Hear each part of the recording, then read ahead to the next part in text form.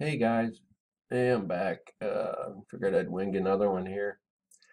Nothing super spectacular's been happening. Uh, did have some missing time, so no telling what happened there. Watch the time. Best to click that full screen if you want to see this stuff. Like almost 100% better, I'd say. Upon reviewing my videos, when I click the full screen, everything shows up a lot better. But anyway, we're past that big planet off the French beach break cafe webcam. I think I debunked that one pretty well. I had me going there for a minute. But oh well, it is what it is. So anyway, I was going to talk about the missing time. So this is 11:23, 11:36 UTC. It was good up until 12:16. 12:20, then it jumped to 14:04. So we get the chevrons at 14:04, and then nothing really crazy happened there. Usually you see a big plasma ejection after a missing time event. And right before the missing time, I mean, wind speeds aren't very high. 350, 400, 1209, 1216, 1220. Well, it's getting all chevroned out. So usually that means that something extreme going on when chevrons start popping up, at least just from observation point of view. But I could be wrong, or something just fixing to happen. Maybe everything's sort of balling up and getting ready to let loose. Not sure. So we're not going to dwell on that too long. So that was the missing time. Then we come up to, and you can see these solar wind speeds here. These are all being measured by these GOES 13, 14 geosynchronous satellites. GOES 15's up there as well. And then I've showed you those Ramby Slider, the Himawari 8, and the GOES 16. Those are both weather satellites, and they're pretty much geostationary. They don't go around, but they're in the same orbit level of 22,236 miles. And they just shoot different sides of the Earth for weather purposes mainly, and monitoring the atmosphere. Um, so these wind speeds, they're all coming from in here. They're not coming from ACE and Discover satellites, which are parked. And here's the solar ham tutorial. They're parked out here at the L1 Lagrange point, 930,000 miles in front of the Earth, in a pretty much stationary orbit. There's like a little saddle here of magnetic stability where they just kind of operate around within this little saddle area. So they don't remain completely still, but pretty close. So they're 930,000 miles out in front of the Earth. There's the sun, of course, which this isn't to scale because it's like another 92 million miles out from here. But and then this is where the stereo behind satellites parked and the stereo ahead. And supposedly there's nothing out here at L3, but there's a link in my description box that covers those. You may have seen them on some of the last Go or Soho or Stereo. I think mostly last Go. See those sunflyers, big winged objects? People are speculating there might be something parked out here, and I wouldn't doubt it. I mean, why wouldn't they? If they can do it, they're going to do it. And that's a place where they can park something. Same with behind here. I think they're fixing to put up the Stanley Webb one back here, or some satellite. But anyway, I digress. So anyway, here we go. The ACE and the Discoverer are out here. They're reading the solar winds coming from the sun, and there's the solar wind speed, temperature, density.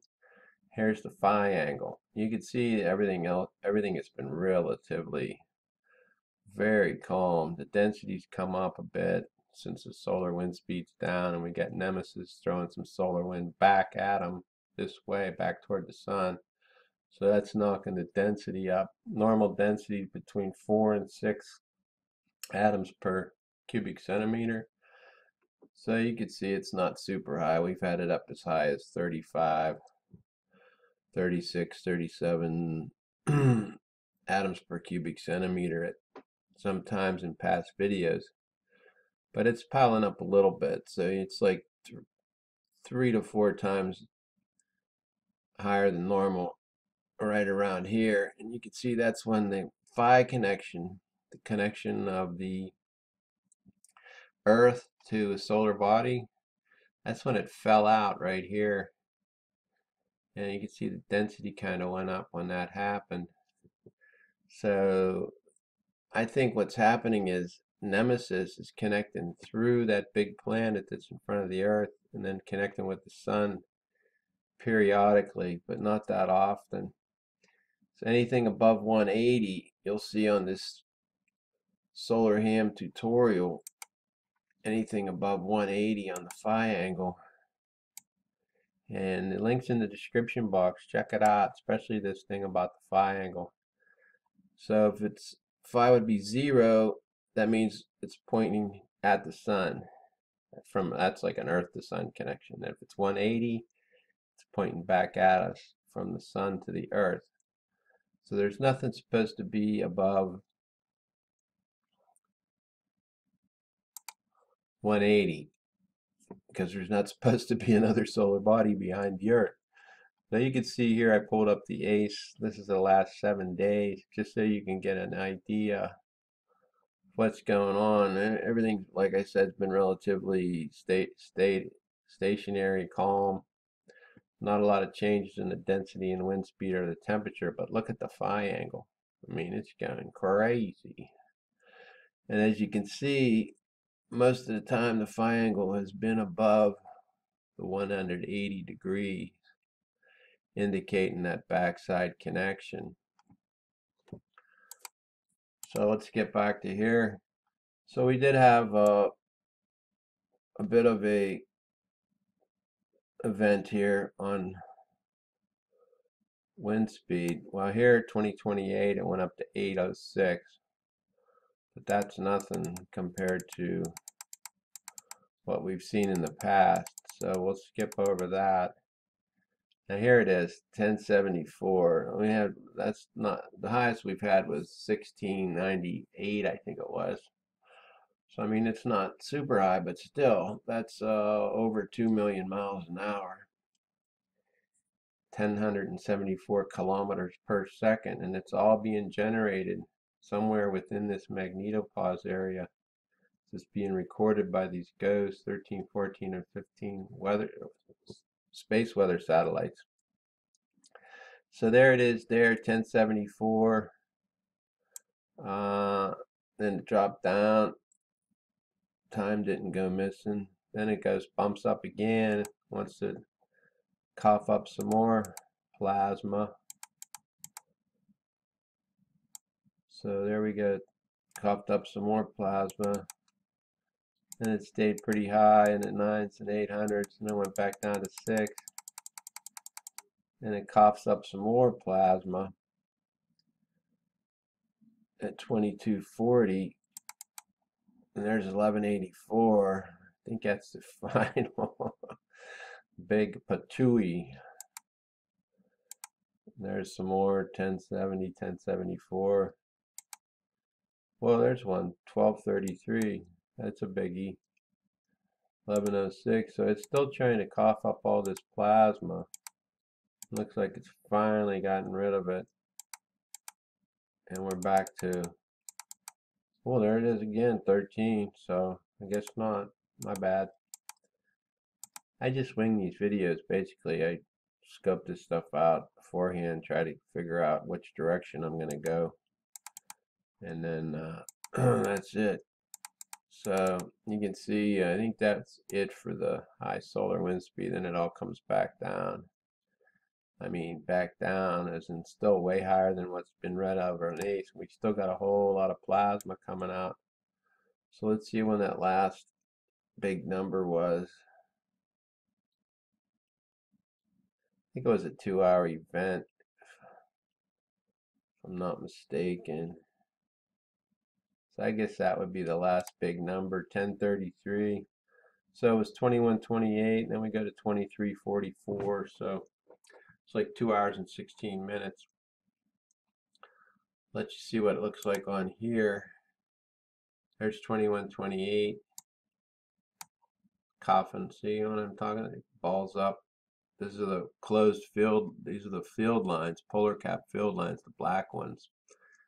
Some of them are closed, and in order to garner enough energy from the planet to expel this plasma, there's the expulsion. You see, most of them stayed black, surprisingly, and then they went blue. So once they get out far enough, I think they're making a connection with Nemesis, and then they become interplanetary magnetic field line, the blue. So read that Solar Ham Space tutorial, and then you can click on that Lagrange point link. So you see what I'm talking about? There's the blue IMF field lines. And then they, pachoo, there you go. And there's what I'm saying there. But also before in the video, before we got on that big planet French webcam hoax deal, the video right before that, I pointed out the Nemesis interplanetary magnetic field lines trying to make inroads back to the Earth, and like we got a squeeze play going on, because watch all these blue interplanetary magnetic field lines out in front of the planet, and there's a void there. So I think when there's a void, there's a big planet out here, and it's passing off some electromagnetic energy or vice versa in between the two planets. And that's why these polar cap field lines getting so dark at sometimes, especially when there's a void like that. But watch how it fills in. So let's take it up through the high speed event. There's 2240. There's another expulsion. Ooh, they went red on that one. Let's see if they turn blue. No, they pretty much stayed red, but then they all broke apart, and there's a big plasma ball there. Look at all these black polar cap field lines just slung out there, and they're like hung out to dry. I'm running out of time again. There they went red again. Black. See how dark they are? And you see the void in front of the planet? And also look how far out this bow shock's going. The normal these are Earth radii down here. The normal bow shock is 10. Okay. So that's 5, 10, 15, 20. So you can see it's out about 15. That's just to ward off the pressure coming from that planet, because as I showed you on ACE and Discover, we're not getting any solar wind pressure or solar density. Look at all that, man. That's crazy looking. That was at 2340. So that was 1145. That was when it making its last cough. I think one more cough. After that at 1033, then it went back to 764. So here's this last cough. See how they all went blue? So there's like a connection going on back here with Nemesis somewhere. No telling how far back it is.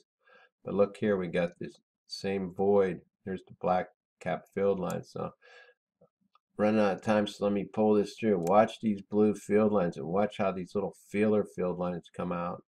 They're all broke up, but you can see there's got to be something out here. It's becoming more and more apparent to me if you watch these blue IMF field lines. Look how they pile up in front of the planet.